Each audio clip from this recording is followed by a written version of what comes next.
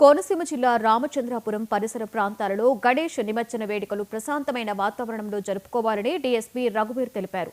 Sub division పరిధిలో దాదాపుగా 7,000 పైబడి గణేష్ విగ్రహాలు ఉన్నాయని, విగ్రహాల ఊరేగింపులో డీజేల వాడకంపై నిషేధం విధించినట్లుగా తెలిపారు. వరదల కారణంగా గోదావరి ఉధృతంగా ప్రవహిస్తోంది అన్న ఆయన, నిర్వాహకులు పోలీసుల ఆంక్షలు అతిక్రమిస్తే చర్యలు తప్పవు అని హెచ్చరించారు. ఉత్సవాల సందర్భంగా వినాయక నిమజ్జనం మనకి ఏ రోజైతే చేస్తారో 4వ తారీఖు కావచ్చు, లేదంటే 6వ తారీఖు కావచ్చు, లేదంటే అంతకు ముందుగానే చేసే ప్రతి ఒక్కళ్ళు కూడా ముందస్తుగా ఏ రోజు చేస్తున్నారు, ఎక్కడి నుంచి ఎక్కడికి తీసుకెళ్తారు, ఏ రూట్లో తీసుకెళ్తారో వినాయకుడి విగ్రహాన్ని, ఎంతమంది మీకు దాదాపుగా వస్తారు, ఎంతమంది ఏమేమి అరేంజ్మెంట్స్ ఉన్నాయి, ఈ ఒక విశేషాలన్నీ కూడా ఇన్ఫర్మేషన్ పోలీసులకు ముందస్తుగా ఇచ్చినట్లయితే మేము తగిన చర్యలు తీసుకోవడం జరుగుతుంది.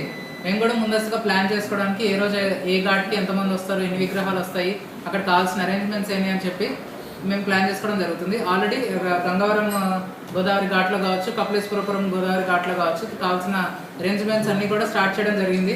కావాల్సిన బ్యారికేడ్స్ కానీ, లైటింగ్ కానీ, వేరే జల్లు స్నానం కానీ, ర్యాంప్ కానీ, ఈ అరేంజ్మెంట్స్ అన్నీ కూడా చేయడం జరుగుతుంది. పోలీస్ వారి దగ్గర నుంచి పటిష్ట బందోబస్తు కూడా ప్లాన్ చేయడం జరిగింది.